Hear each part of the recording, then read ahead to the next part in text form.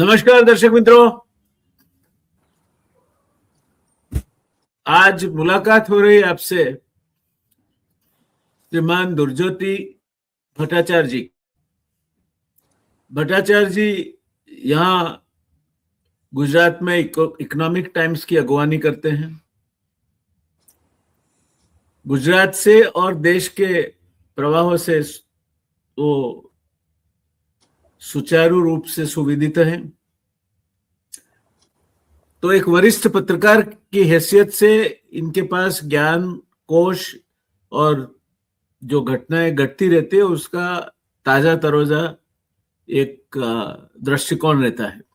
हमने भट्टाचार्य जी को निमंत्रित किया है आज आपको बांग्लादेश में जो सिचुएशन हो रहा है, वहाँ इलेक्शंस आ रहे हैं, क्या होने जा रहा है, भारत के लिए परिस्थिति कैसी रहेगी वगैरह मसलों की चर्चा करने के लिए।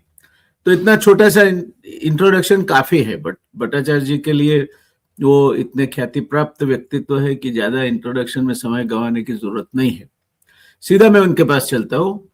स्वागत है भट्टाचार्य जी आपका। आप हमारे साथ जुड़े, इसलिए रियल डिबेट की टीम की ओर से और हमारे दर्शक मित्रों की ओर से हम आपके शुक्रगुजार हैं। रुख करेंगे हम बांग्लादेश की, जो और जिस तरह से घटनाक्रम एक के बाद एक के बाद एक के बाद बांग्लादेश में अभी घटित हो रहा है,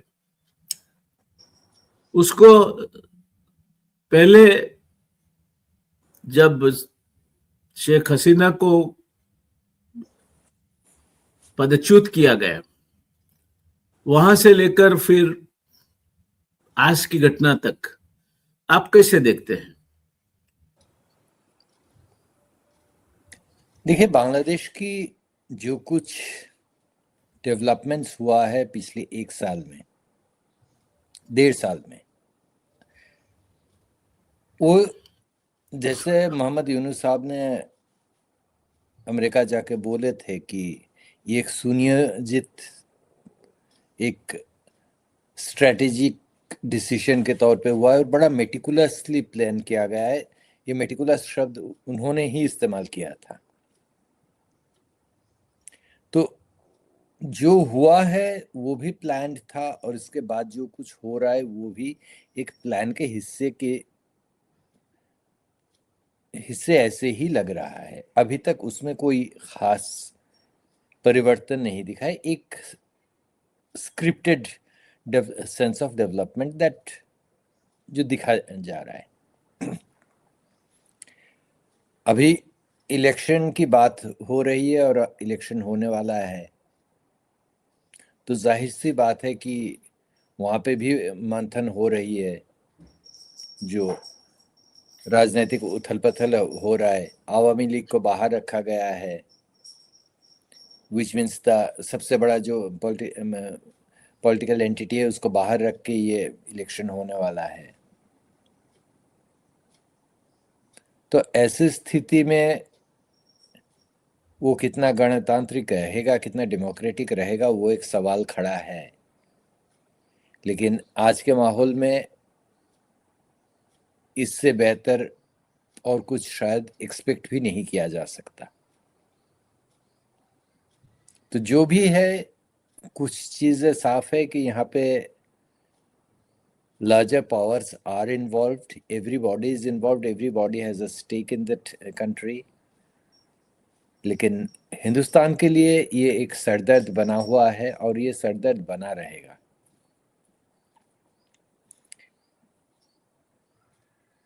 तो सबसे ज़्यादा कंसर्न शायद as a neighbouring country Hindustan को ही है और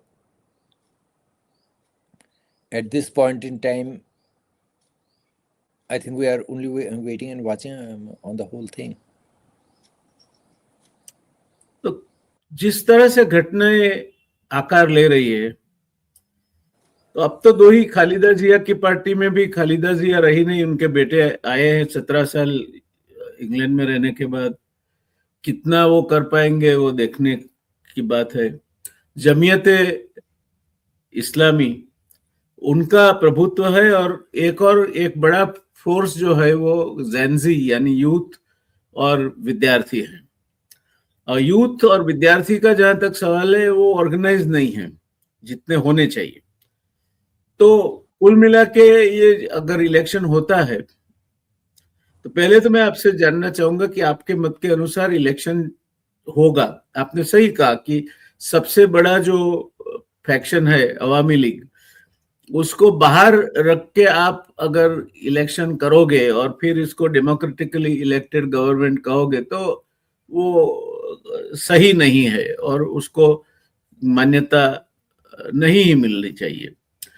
तो ये जो अभी स्टूडेंट्स एक और है, जमीयती इस्लामी एक और एक और खालिदा जिया की पार्टी है। ये तीन के बीच टकराव रहेगा ऐसा लगता है बाय एंड लार्ज। तो क्या लगता है आपको कि कौन सा, जो इनमें से किसका पलड़ा भारी है, कौन सा सेगमेंट जो है क्या कर रहा है? देखिए, जमात इस्लामी, फिर एनसीपी जो स्टूडेंट कोट अनकोट रेवोल्यूशनरीज की जो पार्टी है, प्लस छोटे मोटे और कुछ घटक दलों से एक अलायंस बना हुआ है जो फॉर्मेटिव स्टेज में है। And on the other hand BNP है, जो बांग्लादेश नेशनलिस्ट पार्टी खालिदा जिया की, वो है। नाउ अभी तक जो दिख रहा है, BNP is on a very very strong footing, जो दिख रहा है।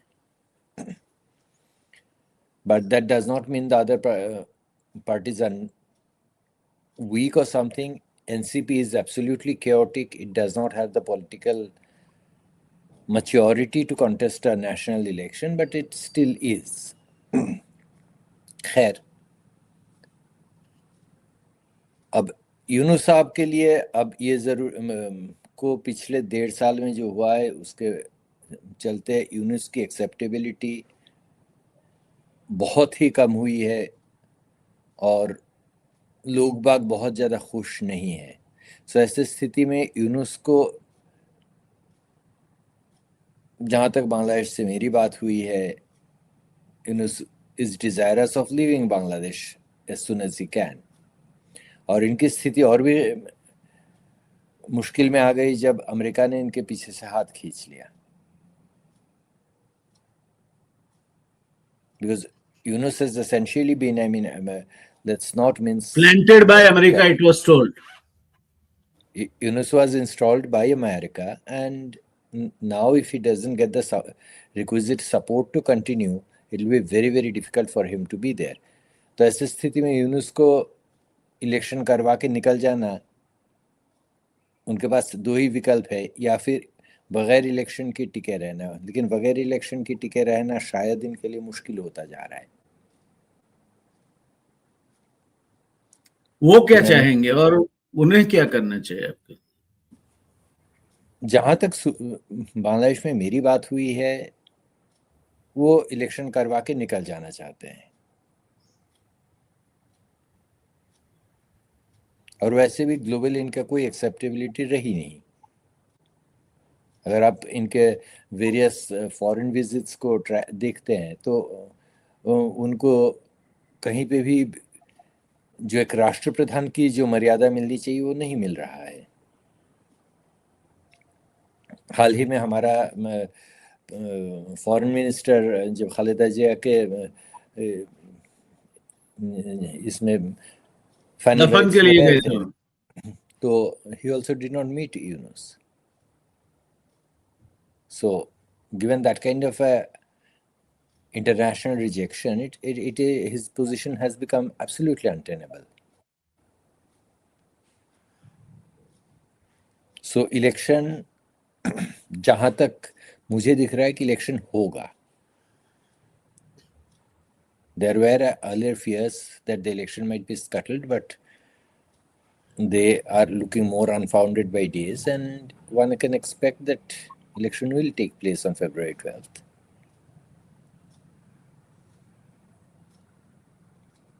तो अगर इलेक्शन होता है, मान के चले हम, फर्ज करें कि इलेक्शन हुआ, तो आपने जैसे बताया, students they are unorganise, immature है, उनका बहुमत जुटाना वो तो संभव नहीं दिखता।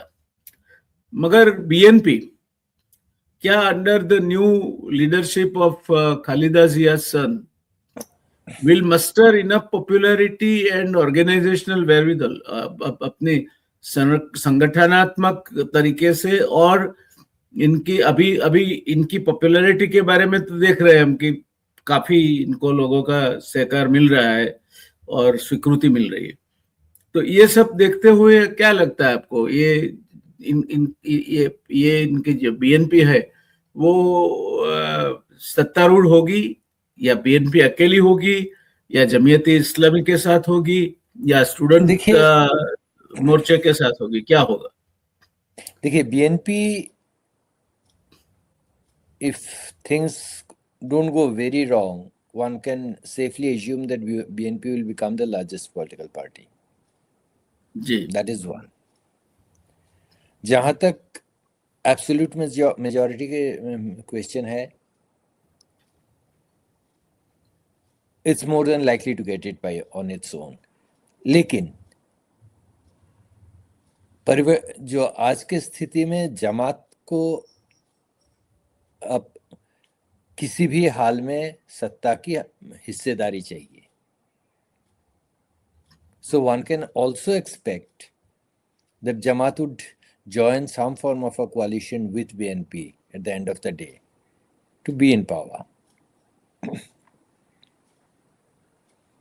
So both of them are not very good news for India.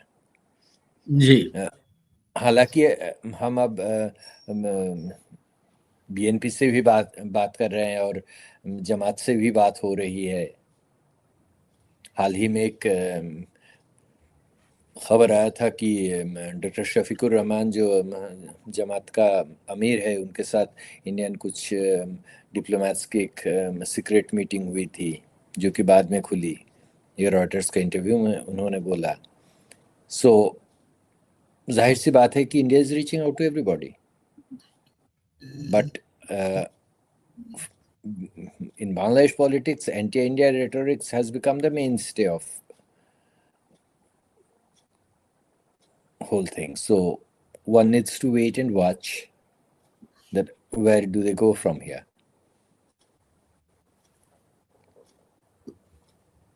तो दर्शक मित्रों, भट्टाचार्य बाबू का कहना यह है कि जमात एक या दूसरी तरीके से सत्ता में भाग बटाई करना चाहेगी. वो चाहेगी कि वो बीएनपी के साथ जुड़कर सत्ता के सूत्र संभाले. भारत के विरुद्ध का वहां जो एक माहौल बना हुआ है वो चलता रहेगा और उसमें ज्यादा कोई बदलाव आने की पॉसिबिलिटीज नहीं दिख रही है. तो हो सकता है कि जमात और बीएनपी इनका कोलिएशन सत्तारूढ़ हो. अगर बीएनपी को अपने आप में बहुमत नहीं मिलता है तो भी कोई स्ट्रेटेजिक कोलिएशन हो सकता है. मगर वो इलेक्शन होंगे वो बाबत में तो भट्टाचार्य बाबू बिल्कुल अड़ीग है कि नहीं, इलेक्शन तो होंगे ही, और इलेक्शन होंगे तो गवर्नमेंट बनेगी.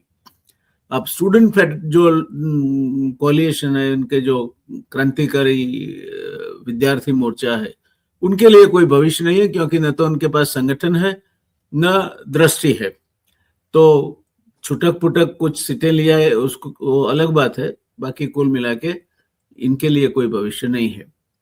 तो भट्टाचार्य बाबू, आने वाले समय में मान लो कि जमात के अलावा बीएनपी और जमात, या तो बीएनपी अकेली सत्तारूढ़ होती है बांग्लादेश में, पाकिस्तान के साथ उनके जो संपर्क सूत्र है दृढ़ होते जा रहे हैं, दृढ़ से दृढ़तम होते जा रहे हैं.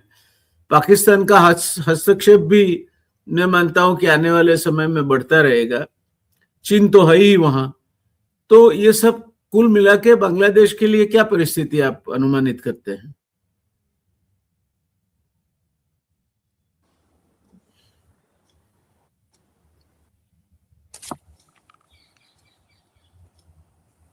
देखिए, पाकिस्तान के साथ जो इनके रिश्ते हैं, ये स्ट्रॉन्ग होना ये लाजमी था, क्योंकि बारिंग आवामी लीग ये हमेशा से ही पाकिस्तान पंथी रहे हैं। अब जमात को ले लीजिए ना, जमात वी ऑल नो कि लिबरेशन वार में जमात के जो आउटफिट्स थे, अल बदर थे, राजाकार थे, what I mean the kind of violence against the Bangladeshi Bengalis and the Hindus that they indulged in. So they were essentially the collaborators who continue to harbor similar attachment for Pakistan even today. जहाँ तक BNP की बात है, BNP also has never been very close or Indophile kind of a party.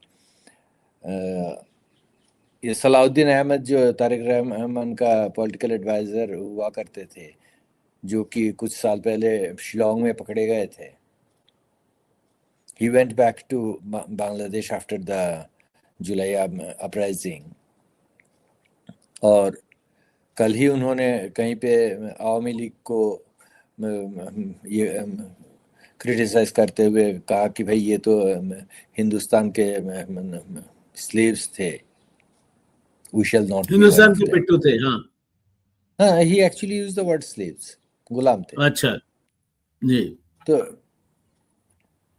अब ये जो स्थिति है, now please remember that Salahuddin Ahmad had basically fled from Dhaka in 2015 when there was a major threat on his life.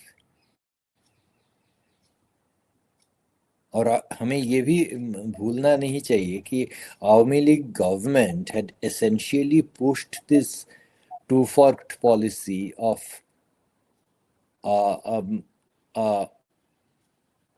kind of a secular face outside and ramping up the fundamentalism inside. तो ये जो कौमी मदरसा, आलिया मदरसा, ये सारे जो मदरसे हैं वो बढ़ते गए, and that happened in under Awami league Sheikh Hasina.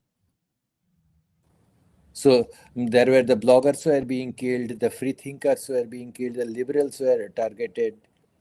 So ये सारी चीजें होती गई and nobody said a word because ये सबके लिए politically convenient रहा।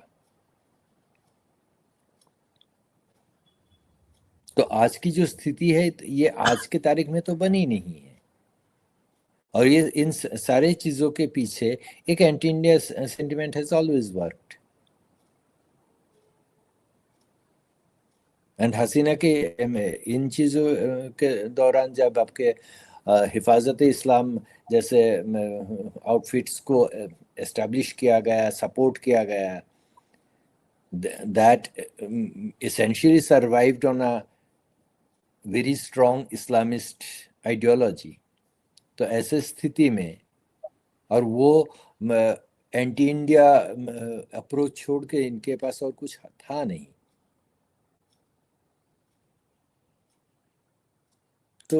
तो आज हाँ गो अहेड। सो आज के तारीख में अगर हम देखते हैं तो पूरे बांग्लादेश पॉलिटिक्स की जो मेन स्टे है वो इंडिया एंड एक वो कंप्लीटली एंटी इंडिया अप्रोच है, चाहे वो आपके तीस्ता के पानी को लेके हो, चाहे वो आईपीएल से मुस्तफिजुर रहमान को ड्रॉप करना हो, सो क्रिकेट से लेके पानी से लेके टूरिज्म, हर फील्ड में ये इंडिया का ऑपोजिशन में खड़े हैं। सो अगर यही स्थिति है, ये आगे जाके और भी गंदा होने ही वाला है, उसमें कोई बहुत ज्यादा कोई संदेह मुझे नहीं है। देखिए, एक और से हम लोग क्रिकेट में से बांग्लादेश के प्लेयर्स को निकाल देते हैं, वहां की अपनी वीजा एक्टिविटी बंद कर देते हैं, ये सब करते हैं। दूसरी ओर हमारे जो व्यापारी हैं, कारोबारी हैं, वो अपनी प्रवृत्ति, उनके पर कोई रोक नहीं लगती। जैसे अदानी आज भी बांग्लादेश को पावर सप्लाई करने के लिए अपना पावर स्टेशन चलाता है, या और भी टाटा हो या और कोई बड़े कारोबारी समाज हो, जिनकी जो बांग्लादेश में जो प्रवृत्ति है वो तो चल ही रही है, तो उसमें कोई रोक नहीं लगती, उसमें कोई तकलीफ नहीं होती। और क्रिकेट में और वीजा में और ऐसे छोटे मोटे बातों में हम एंटी इंडिया सेंटिमेंट की बात करते आ जाते हैं। कितने हद तक आदमी है वो? देखिए, बात तो at the end of the day it's mayor politics, and populist politics rarely addresses issues of economics. आज़ादी के 80 साल होने को आए, अब भी हम लोग यही तो मान के चलते हैं कि हिंदू मुस्लिम ये टू नेशन के बेसिस पे पार्टीशन हुआ था, लेकिन आज तक हम लोगों ने कभी इसके इकोनॉमिक एस्पेक्ट्स पे गौर नहीं किए। हम उस मामले में बात करते ही नहीं है। हम इस मामले पे बात कभी नहीं करते कि हिंदुस्तान के बंटवारा में ट्रेडर्स को कितना फायदा हुआ, the trading community, how much did they gain and what roles they played. इस मामले में तो हम कभी नहीं बात करते, तो आज क्यों करें? आज भी वो नहीं करेंगे, क्योंकि वहां पे बांग्लादेश में मुसलमान है और मुसलमान हिंदुस्तान से नफरत करता है, ये नैरेटिव यहाँ अच्छा बिकेगा, इलेक्शन के माहौल है। और वहां पे हिंदुस्तान हमारे साथ ज्यादती कर रहा है, मुस्तफिजुर को ड्रॉप कर रहा है, वो अच्छा बिकेगा क्योंकि वहां पे भी इलेक्शन के माहौल है। लेकिन बात जब पैसे की आए तो वो बात तो अलग हो जाता है, वो तो राजनीति से परे हो जाती है। तो धंधे तो चलते रहेंगे, वो चलता रहा है, चलते रहेंगे, उसमें कहाँ कोई प्रॉब्लम है?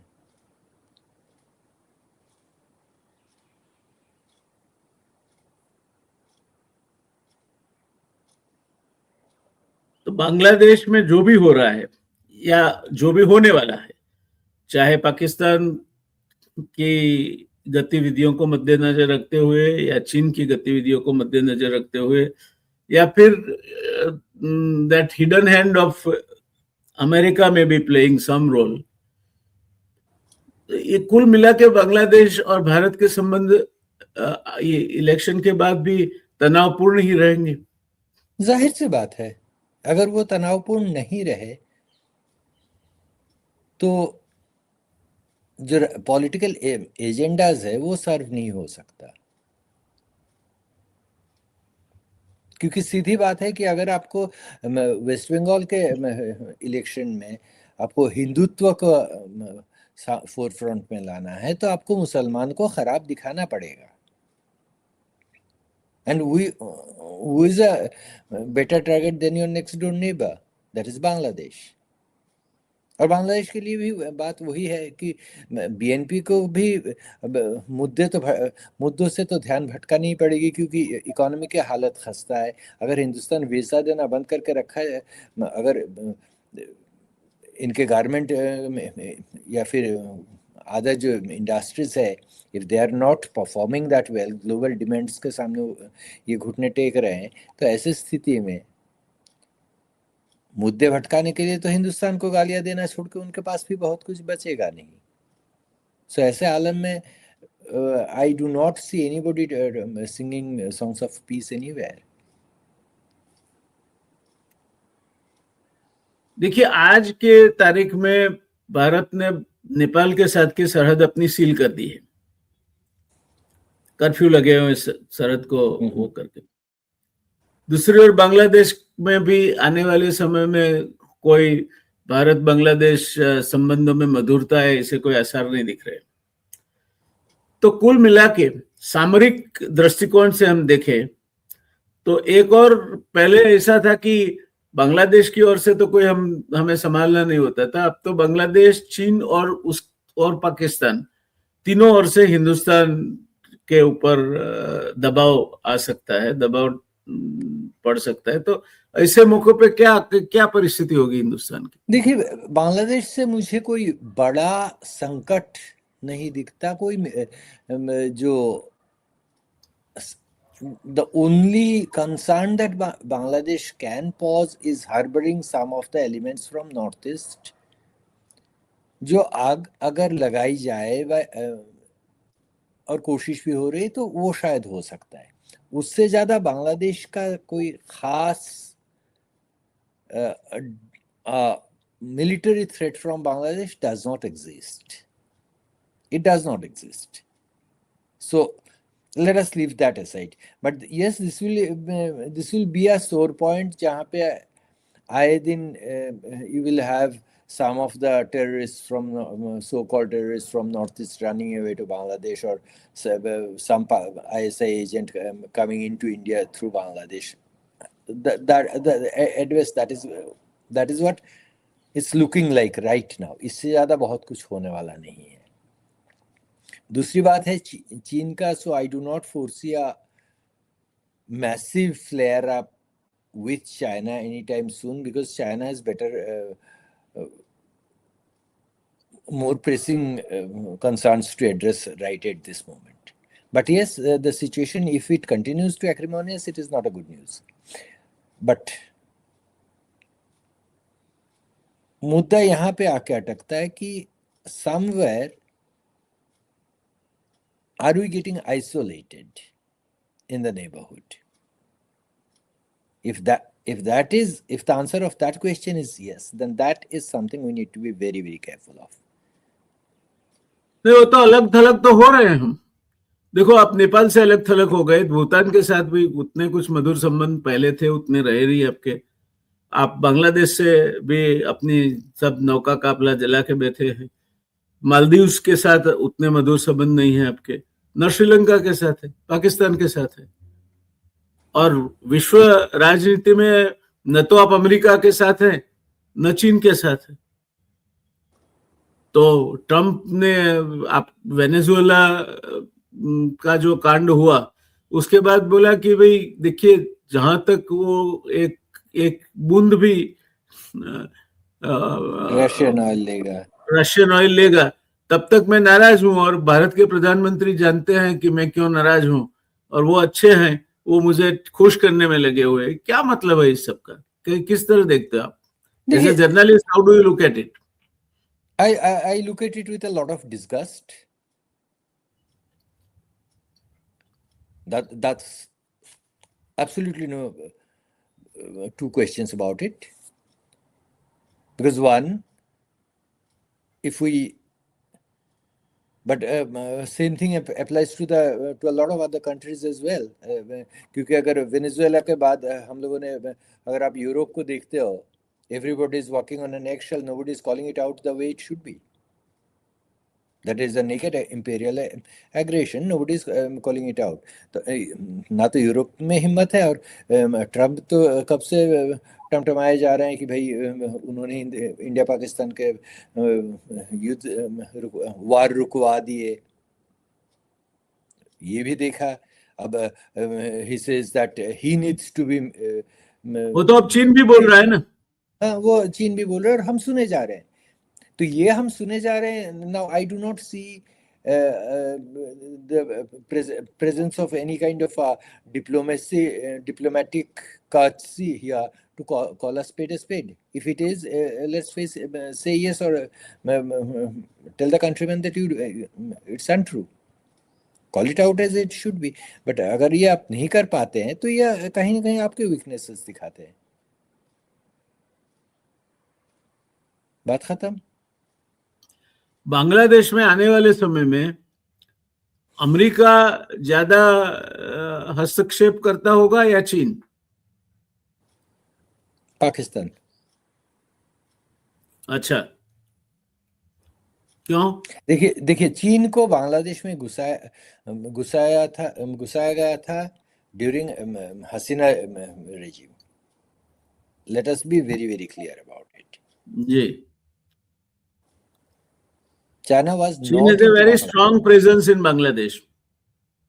But it was during Hasina's regime when it happened, and Hasina actively encouraged it.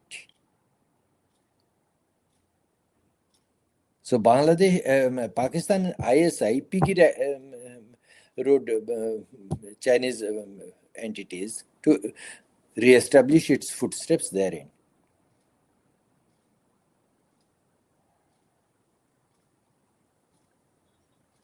Like, as I said, that China has bigger cookies to fry right now.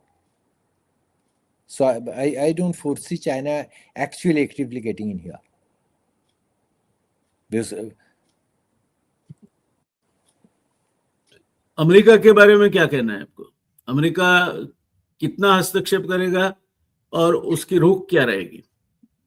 देखिए, फिलहाल जो ट्रम्प की डिसरप्शंस चल रहा है, इसके चलते बांग्लादेश के लिए ट्रम्प का कितना इंटरेस्ट रहेगा, क्या रहेगा, बिकॉज आई विल नॉट से अमेरिका राइट नाउ.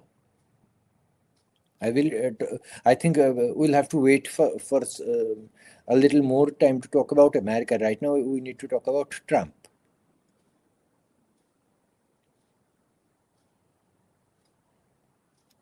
Because अगर आप देखते हैं कि सेकेंड वर्ल्ड वॉर के बाद का जो वर्ल्ड ऑर्डर है वो सिग्निफिकेंटली ऑल्टर हो रहा है. जो एग्जिस्टिंग सेट ऑफ नॉर्म्स थे उससे काफी सारे डिविएशंस आए हुए हैं, and these disruptions have come because of Trump. Now, how far the system it will survive during or after Trump is something that we need to watch out for. Whether these disruptions are causing permanent paradigm shifts or otherwise, that we need to watch out. And it is only then when we can really think about what's going to happen in these areas.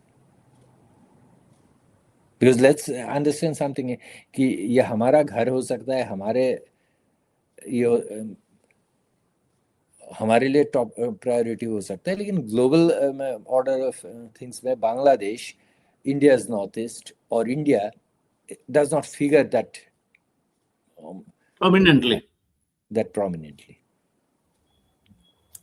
तो मान लें हम आपकी तर्क के मुताबिक कि पाकिस्तान सबसे ज्यादा डिसरप्टिव फोर्स और एक्टिव फोर्स रहेगा बांग्लादेश में, उसको मद्देनजर रखते हुए आने वाले समय में हमारे जो नॉर्थ ईस्टर्न स्टेट्स है उस पे इसका क्या प्रभाव पड़ेगा? डिस्टर्बेंसेस होंगे. There will be serious security threats. Serious security threats. Secessionism will rise. Could you please elaborate that? See, there are about more than 30 very, very active banned terror outfits operating in Northeast as we speak. And banned by whom? By the central government, of course. So, and these are, if you look at Northeast and the small states and these operatives, they operate more. Terrorism is more like a cottage industry in many of the states. For example, अगर आप इसको मेघालय को उठा लीजिए, मेघालय में there used to be a outfit called ANVCACIC National Volunteers Council, जो कि गारो community के लिए रिप्रेजेंट करता था. Simultaneously, you had another. We still have that HNLC, New Uttar National Liberation Council. Now, the HNLC was an offshoot of a students' union. Now, these people came out, took to guns, and their leaders minted humongous amount of money, invested, majorly got support from Bangladesh. They parked themselves in Bangladesh, and then in country, HNLC actually went on a killing spree, killed a lot of people, and then gradually everything washed out. But they're still there. बीच बीच में कभी कभार आवाज करके बोल देते हैं कि भाई हम लोग हैं। अल्फा को ले लीजिए, alpha has travelled all over Myanmar, Philippines, China, Bangladesh, of course. Bangladesh used to be a major support base for them. ANVC found its support in Bangladesh. Mizoram के जो outfits है, they also got support from Bangladesh. So ऐसे स्थिति में if you have a hostile state, hostile nation in your neighborhood, that will provide some kind logistical and other supports to these forces. Now, ISI, I don't believe is in a position to actually fund them. But they can train them, they can support them in other logistical terms. And fundings will come from other hostile nations. And everything will be channelized through Bangladesh. Therefore, these forces will become more active. Which means sorry. हाँ, आप कह रहे थे कुछ। Yeah, this is what I said. That in Northeast things are not going to be smooth anymore for quite some time. But would China be interested in surgically separating out Northeast from India and use Bangladesh as a sort of foothold for that? See, anybody who is hostile to India would be interested in keeping the there.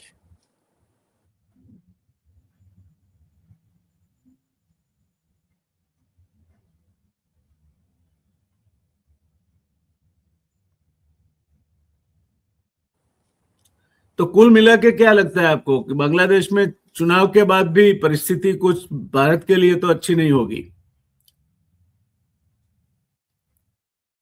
परिस्थिति में बहुत ज्यादा सुधार आने का संभावना मुझे कम ही दिख रहा है। जो हालांकि ये सच है कि शायद थोड़ी सी टेम्परेचर थोड़ा कम हो सकता है रेटोरिक्स का, but that will, I don't think that will happen until the elections in our side of the borders are over.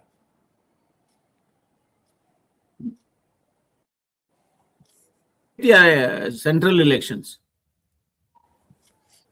State elections जो इस साल के लिए scheduled है, until that is those are over, I think we shall have to watch out for the heated rhetorics.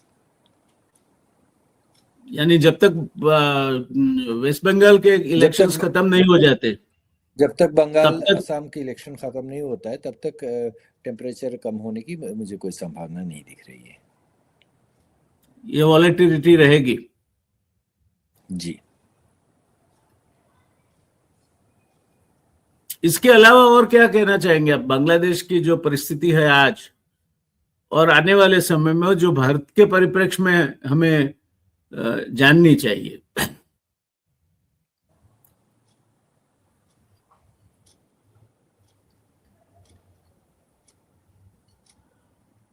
Bangladesh, I mean, I guess we know what we need to know. The only thing is, what do we do with what we know?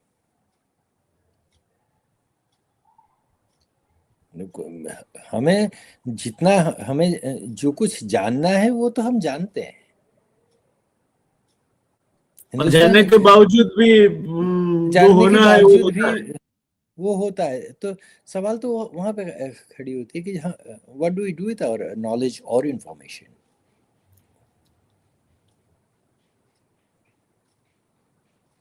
देखिए, जैसे दलाई लामा को आश्रय देने की बात से चीन के साथ हमारी करीब करीब परमानेंट दुश्मनी तय हो गई, ठीक उसी तरह शेख हसीना को हमारे यहाँ राज्याश्रय देने से बांग्लादेश के साथ हमारे संबंध नहीं सुधरेंगे, ऐसा लगता है आपको? नहीं, Sheikh Hasina is not that important a factor here. That is not ये I mean वो Dalai Lama के I will never compare Sheikh Hasina to Dalai Lama for the simple reason that Dalai Lama enjoys a pan world acceptability, respect, and a range of other things. Whereas Sheikh Hasina, the most of the allegations that are made against her are in fact true.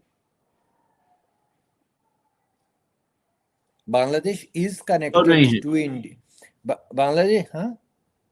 ऐसा कोई comparison सही नहीं रहेगा, बन ही नहीं सकती. दूसरी चीज ये है कि Bangladesh is connected to India and is I dare say dependent on India for a range of things, unlike China or Tibet. So और बांग्लादेश के इंडिया के साथ जो ये रिश्ता है let's I mean it would sound horrible, but ये division जो है वो एक आर्टिफिशियल पार्टीशन है.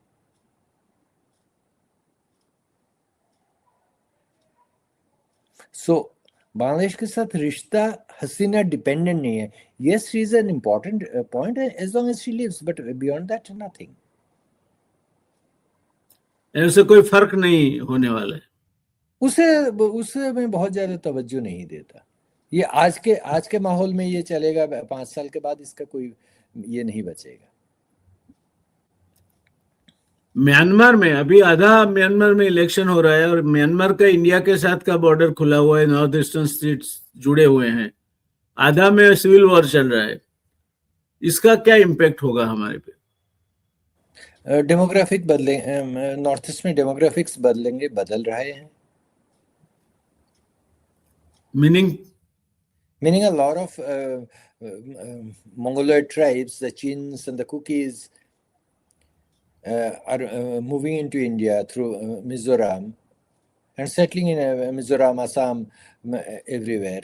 So Manipur troubles jo tha, similar land grabs are happening even in Lower Assam. I mean the Assam areas bordering Mizoram. तो वहाँ का demographics बदल रहे हैं. तो आने वाले समय में क्या होगा इसका खामियाजा किसको? This will lead to major unrest. और ये जो माइग्रेशन का जो पिक्चर है, ये this has been continuing for last 4 centuries, actually more. So we haven't done much to stem that, or we do not seem to be desirous of stemming it. So if that doesn't happen, I mean, there will be trouble in Northeast, and nobody can stop that. That's very clear on it. Okay, your final word on emerging situation in Bangladesh vis-a-vis India.